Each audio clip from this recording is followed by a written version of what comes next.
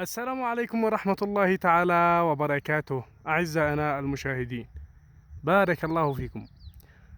إليكم هذه الصور بعد المطر بفضل الله سبحانه وتعالى. مطرنا، وهذه هي الأجواء التي ترونها.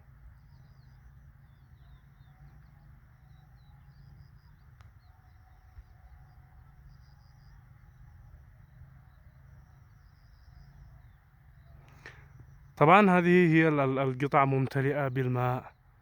يعني سبحان الله، الماء يعني آه، في الأتلام، يعني حقنا اللهجة البلدية. ها، كما ترونها. على العموم أعزائنا المشاهدين، سنختتم وما يسعنا إلا أن نشكركم على حسن الإصغاء والمشاهدة. أخوكم هشام الشامي طبعا. وكلمة قبل الختام، عفوا.